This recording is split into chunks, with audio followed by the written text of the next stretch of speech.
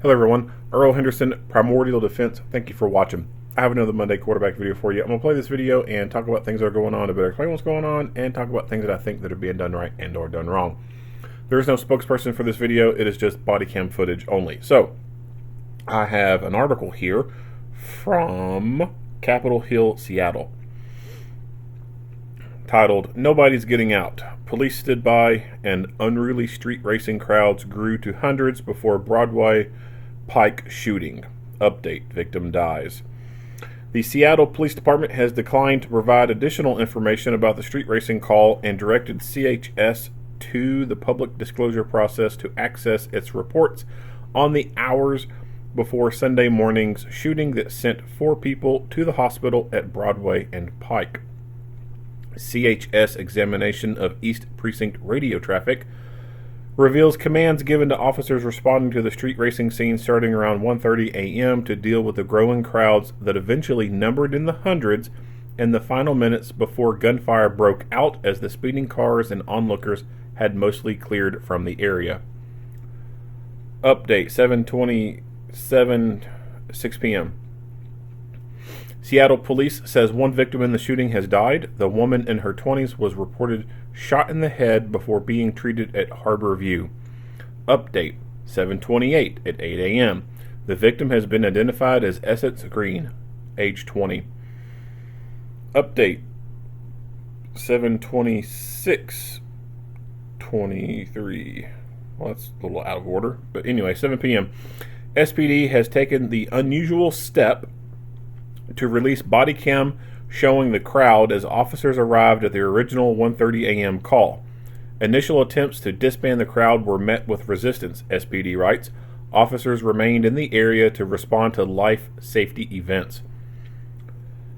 CHS reported here on the Sunday, just before 4 a.m. shooting, that police say happened as large crowds gathered to watch sideshow activities with drivers spinning donuts and peeling out in the busy intersection.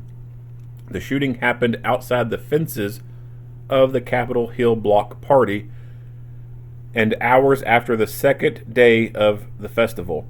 4 people were reported injured, including a woman in critical condition after being shot in the head. There were no arrests.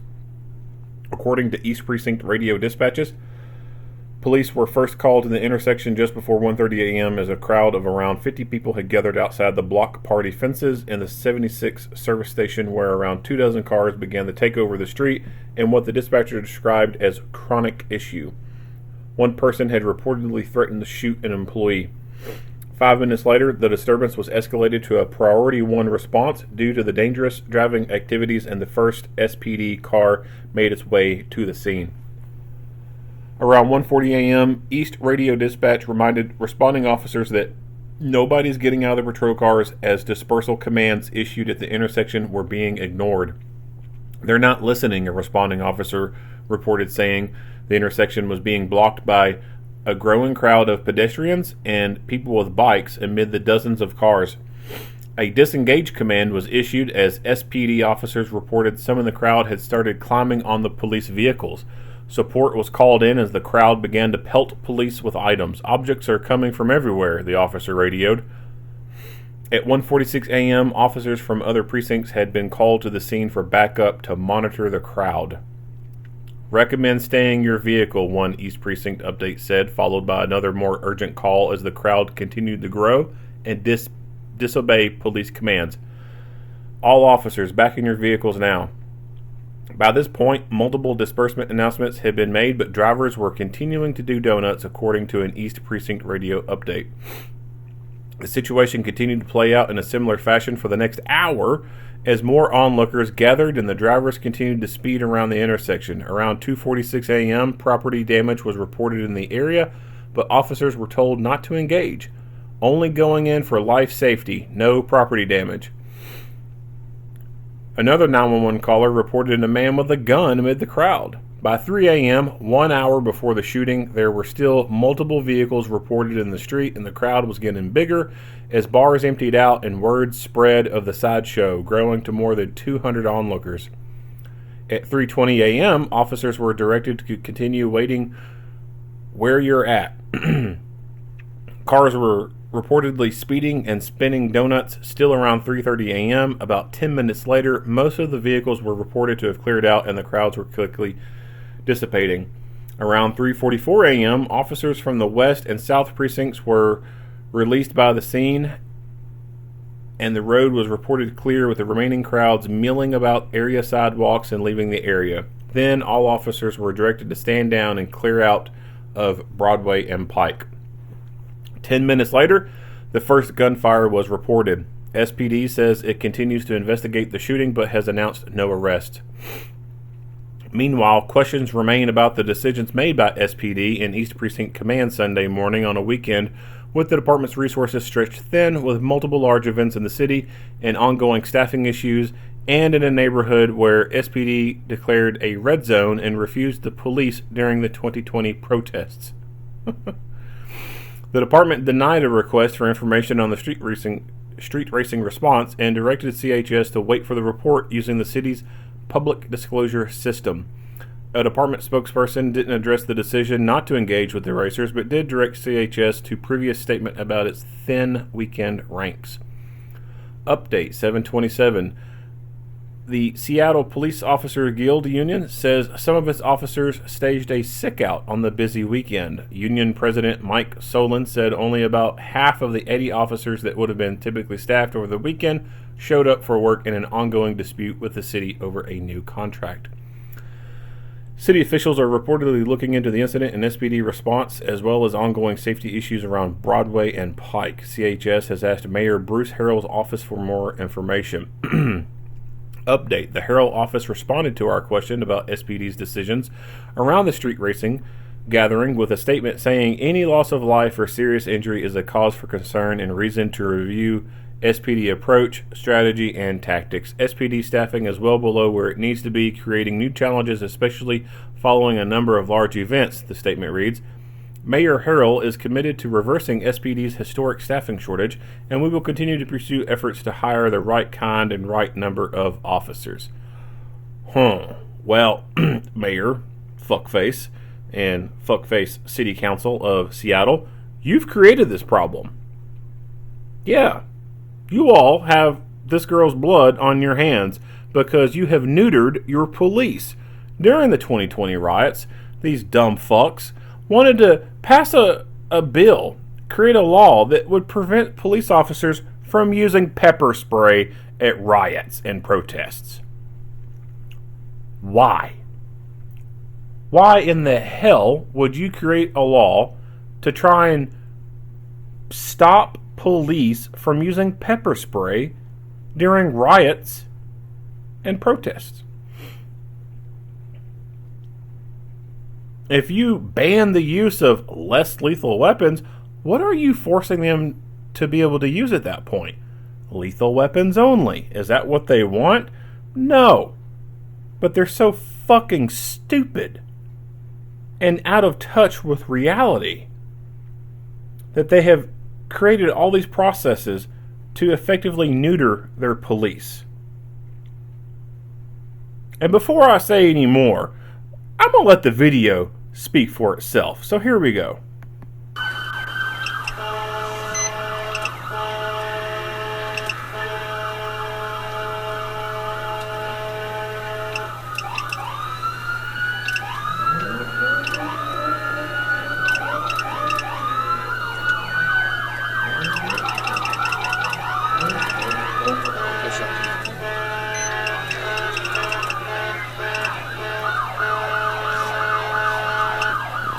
Trying to disadvantage a bit.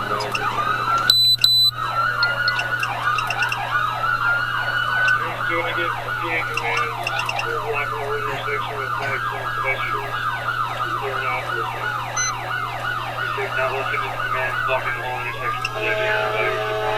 Everybody from the street. They're crowding our vehicles. We need to back up this engagement. On vehicles. You need additional units to read yours, get additional units from other precincts. Vehicle back up. 980 back up. disengage. First, the units from the south, we need to back up right now, please. Watch out for this car behind you. You see this car behind you?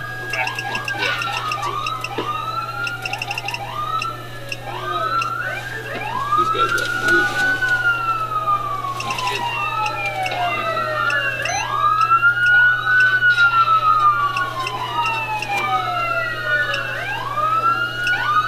Here's two of the crowd continues to follow us. Heading into the vehicles with blocks. Going out of line to put us. You want me to call the hitch? First, we need to back up as soon as possible. Following us. 3 George, I need city response. First, we just threw a photo object out of the windshield.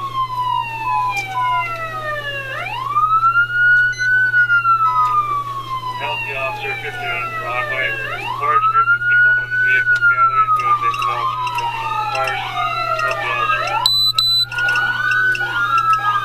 Who threw the metal object? Unsure. There's a large crowd. Objects are coming from everywhere. We're trying to back up as soon as possible. For now, it's here in Broadway, still going.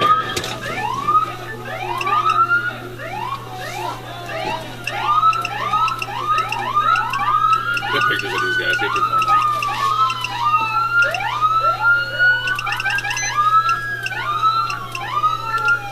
Currently, Union Broadway is still being followed by the large group. 3 George, they're occupying an entire block of Watch out for Broadway. this car. There's gonna be a bunch of cars coming. Seriously, for the help, where do you want incoming units to arrive at? That's the direction. Is this our? They pushed us back to Union and Broadway. Lights up. Who threw the metal object at you? Unknown. I saw a metal object flying. Couldn't tell who was it. There's probably 30 people doing it. The guy running with the skateboard with the long hair, he is definitely one of the one that was throwing object at vehicles. He's a Hispanic male, skinny, about 5'8" to 5'10". Amen, northbound, back in the crowd. Copy. How big is this crowd at this point? Wow. What a fucking embarrassment. Like, that is awful. That is pathetic. I don't know any other words to describe what I just saw. I will say, before I go any further, let me back this up real quick.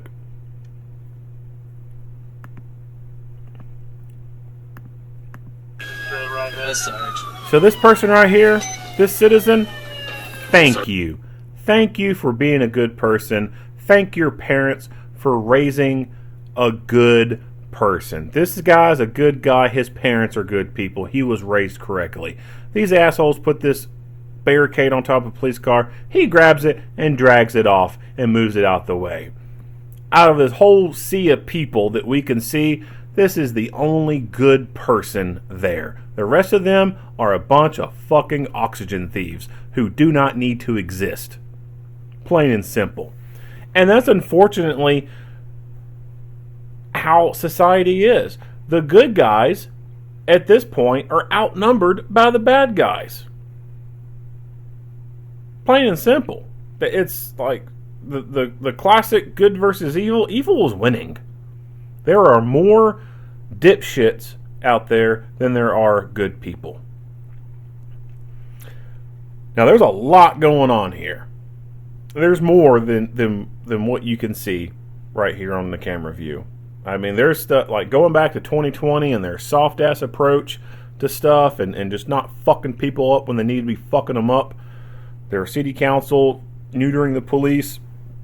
All this stuff goes hand in hand with this result right here. Because these police were bullied. This is what this is. These street people are bullying the police. They're taunting them. They're making a mockery of them. Jumping on the damn hood of the car and wanting to dance. Wow. And people filming it, and there's some people off on the side who aren't actively engaging in anything.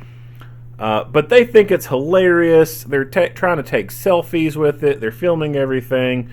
There's a point off to the side where, like, these girls right here, like, they're doing a selfie. I guess they're probably doing a TikTok or something with this whole ordeal. It's a moral decay in society. I mean, that's one underlying issue. Is there's just a huge moral decay in society. And then you've got this attack on police, which was started by Obama and has flourished under Biden and has flourished under a lot of these blue-controlled cities with Democratic leaders in place. Small town, like this shit don't go on in a small town with conservative values and people of Republican background in control. Doesn't happen in small towns. This kind of shit only happens in large blue cities, places ran by Democrats and liberals.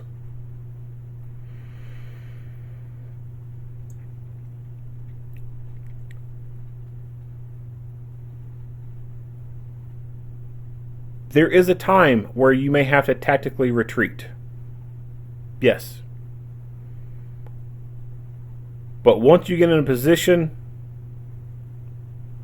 to have some more advantage, you go in. There's no way from 1 something in the morning until 3 that they could not have gotten enough officers and enough resources in place to go start fucking people up. Emptying as many OC cans as they can, emptying as many hoppers of pepper ball guns as they can, launching as many 40 millimeter less than lethal devices as they can, throwing as many flashbangs and CS grenades as they can. I mean, they could have unloaded a fucking truckload of non or less than lethal ordnance on these people to get the desired effect. They could have popped so many damn taser cartridges, the entire fucking ground would have glowed under a black light with all the aphid tags everywhere. They could have done something, but they chose to do nothing. And their choice to do nothing, I firmly believe, led to the death of that girl. Now, that girl, she is slightly responsible for her own death. She was in a stupid place with stupid people who were doing stupid shit. She should have took her ass home. But instead, she's out. What's a 20-year-old doing out in this area at 3 in the morning?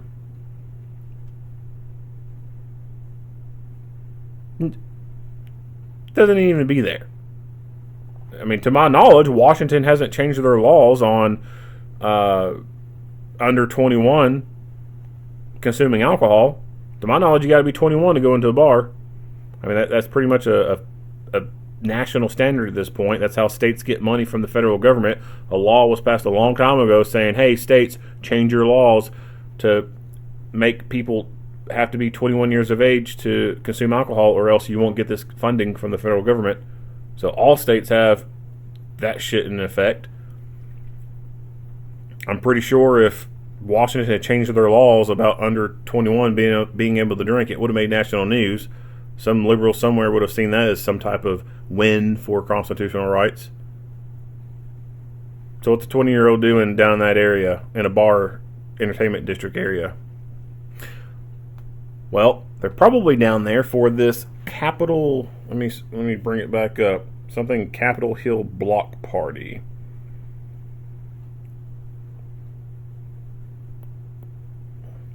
So this Capitol Hill Block Party is an annual 3-day music festival and block party held each July in the Capitol Hill neighborhood of Seattle, Washington.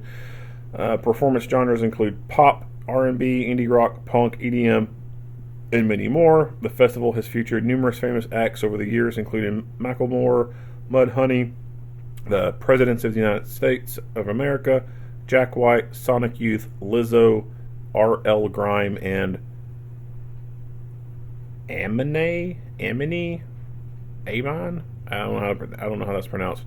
The festival has attracted several major brand sponsorships and even created a donation program for several nonprofit organizations.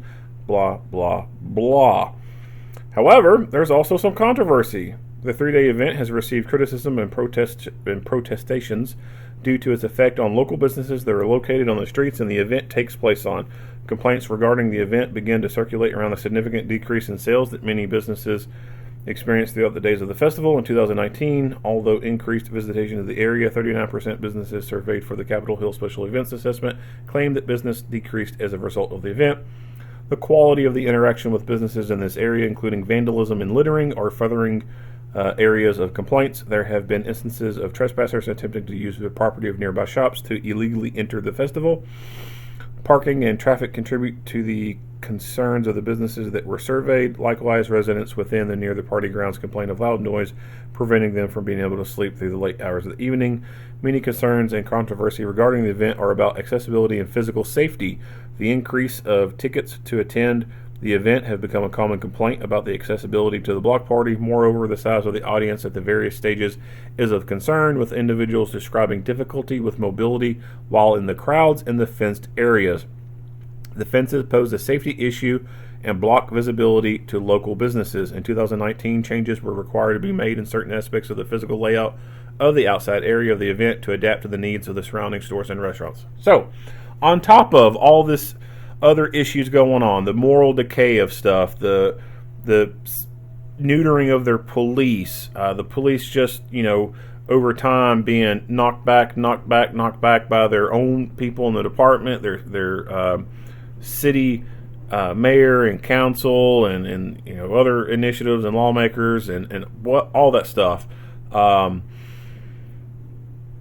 There is all that, and then plus now this large special event that seems to me like there's not a whole lot of great planning and resources being put into with this thing, and that just helps to further amplify the sense of lawlessness there.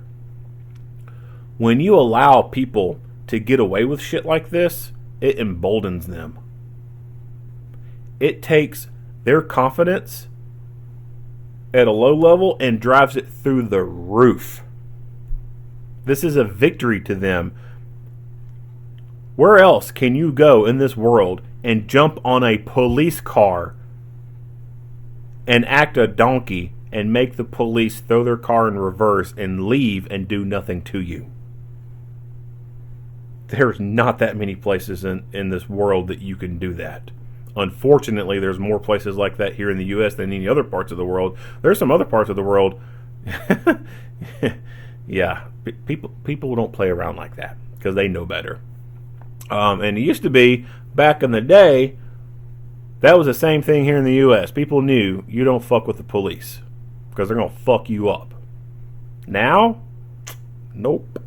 Now, in this instance right here, the police, they're like security guards being told to watch.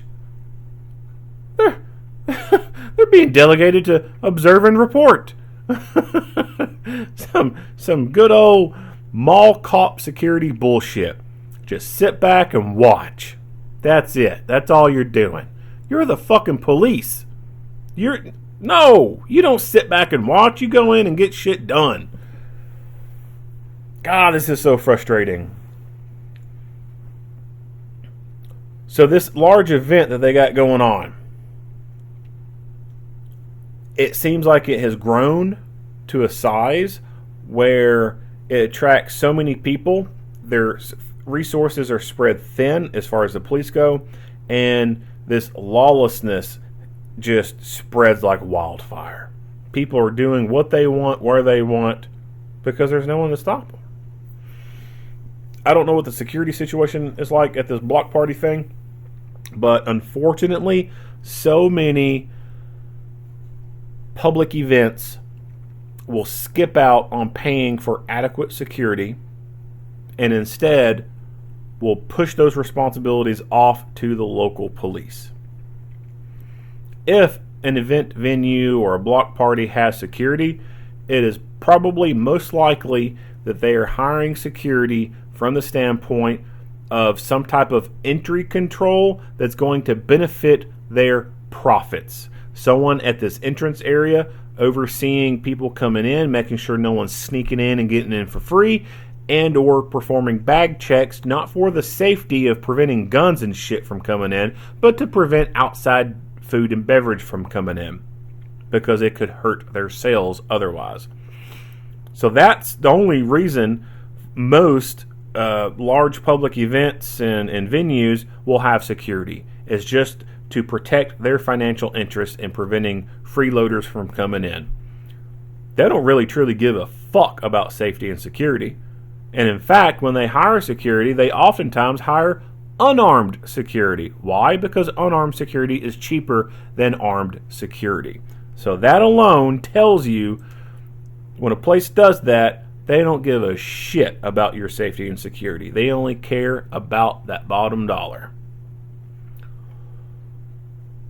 So in my opinion, the city of Seattle, when these people want to apply for this block party, there needs to be some requirements. Okay, you want this block party from this street to this street to this street. You're going to need X amount of security personnel stationed throughout this area. And you can either pay the city of Seattle to provide the police, or you can still pay the Seattle city for this services, and they will subcontract that out to a security company of their choosing. And this is how much it's going to cost. If you can't come up with that cost, guess what? You're not having your fucking block party. The people who have orchestrated this block party, the ones who are benefiting from the sales of this, they need to be held liable because they have helped contribute to this issue by attracting all these stupid fucks down there. The city council people who have neutered the police need to be held responsible. The supervisors need to be held responsible for this girl dying.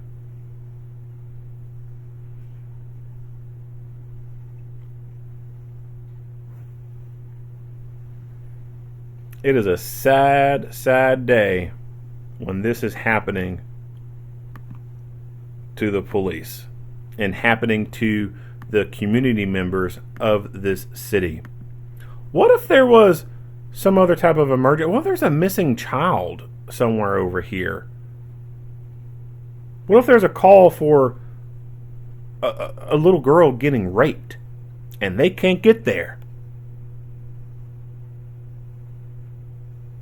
Now, in circumstances like that, where this kind of bullshit's going on, these little oxygen thieves are out blocking the road and there's a call of someone being raped or something like that, these people, they're a deadly threat to that victim because they are preventing the lifesavers from getting there. So in my opinion, if someone is a deadly physical threat to someone else, then that's justification to use deadly physical force against them.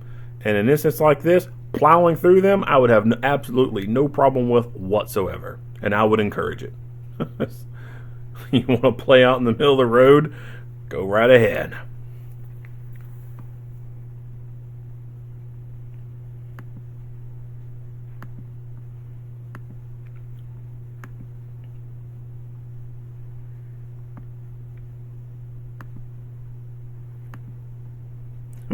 And this dude right here with a little skateboard. Where's Kyle Rittenhouse when you need him? God, this is so pathetic.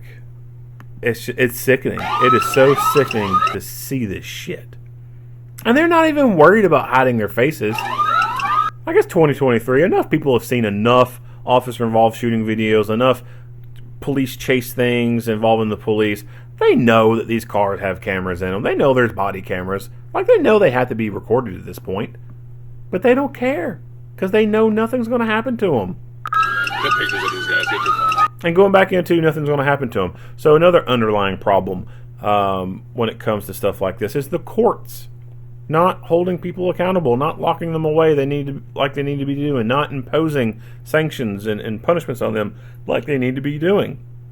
Little slaps on the wrist, little probations here and there. Oh, poor little victim offender. You're not really an offender, you're a victim because you probably had trauma in your life. We need to give you trauma-informed care instead of locking your ass away. So many things have been mixed together to produce this right here. You couldn't pay me to go live in this city.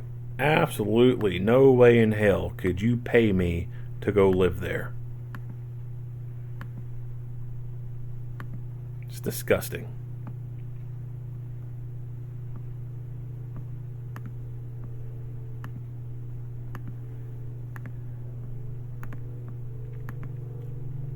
So yeah, definitely. Right on the onset of this too, I think holding your arm out with your OC can and delivering OC out to this crowd would have been a viable option. And they know that this large event's going on anyway. And so since there's such a large event going on, there are going to be lots of large crowds. That would signify, hey, we should make sure that we have some MK9s available. MK9s being the larger cans of OC, the riot cans. Should have a riot can up in the cab and then stick that damn thing out the window. It will reach, and you paint all of them with that OC. Pepperball guns. You're dealing with large crowds during a special event like this. It almost sounded like this was a two-man car because it sounded like you hear them talking back and forth almost. Definitely a pepperball gun would have been useful in this scenario right here. Just start opening up. Hit the ground and hit the legs. Just start firing low. They're going to feel it. They're going to back away. And if they don't back away, they're going to walk into the cloud of OC dust. And if they want to keep coming, then you can raise it up. Start firing into the upper thigh, groin, abdomen area. They take a hit in the dick. They take a hit in the dick. And if they keep coming, raise it up to the chest level. And just unload. It's like pepperball gun. Just unload. Empty the whole damn hopper. Empty your cans of OC. Like empty all your less lethals. Just drown them. Just drown them in this shit. But no, they're afraid to use force because they've allowed their liberals to be in charge. This is why liberals should not have any say in anything whatsoever. This is the end result. This is like the analogy of an elementary school.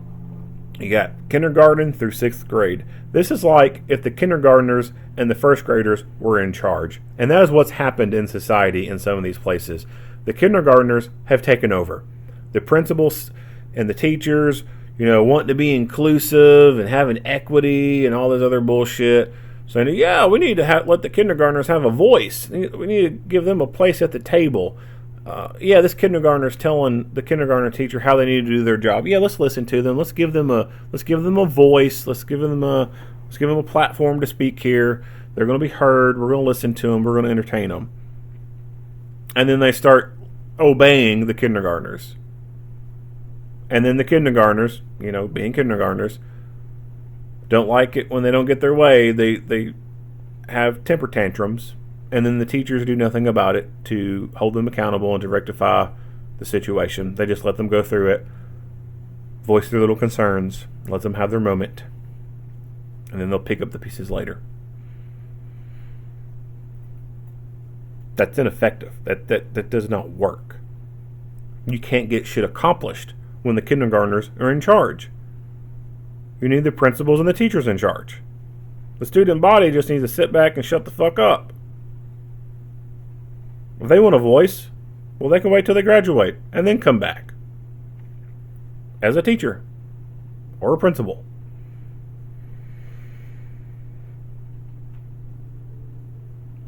That's how I see it. That's where I view things. We have allowed the kindergartners and the first graders to take over, and the principals and the teachers are just standing back watching, and they've allowed it to go on so far that they've lost all control. There's no, like, they can't.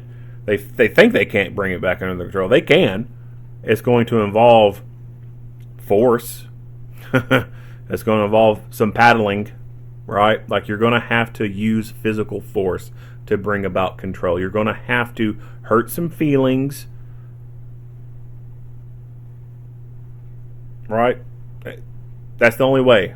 You have to be able to bring back that control with force. But the liberals don't have the stomach for the force. They don't. They don't believe in, paddling and using force. I mean, hell, they tried to ban their police from using pepper spray. Banning pepper. Who the fuck wants to ban pepper spray? It's stupid. All right, I feel like I could rant and more on that, and the more I rant, the more pissed off I get, the more my blood pressure goes up. So I'm gonna end it right here. Get political. That's all I gotta say. Get political. You're conservative. Get with your representatives. Get with your senators, and try to take this shit back. Like, we've allowed the Democrats and the liberals too much fucking freedom. They've gotten a little too far with this. It's time to make it red and just take over. Put them back in their seats. Tell them to shut the fuck up, sit down. We're back in charge. Election time comes up. Make the right choice. Vote Republican.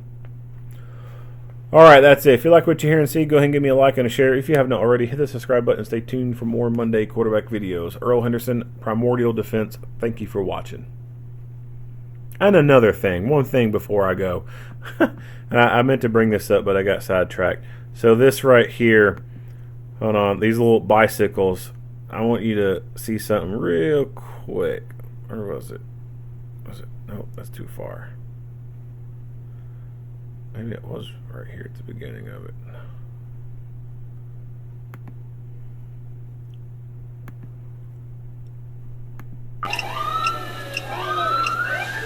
These guys are.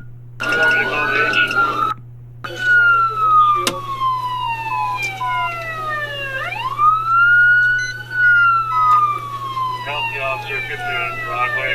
Large group of people in the vehicle gathering. Go to the officers looking on the cars. Healthy officer. Who threw the metal object? This right here. Where have you seen this tactic before? Bringing these bikes up and setting them up. That's what bicycle police do. So you know that these people were there during the riots and watched the bicycle police come up with their bikes and set the bikes in front of them as a barrier. They're fucking using the police tactics against the police. Like, damn it, man. Oh, shit. All right, I'm done.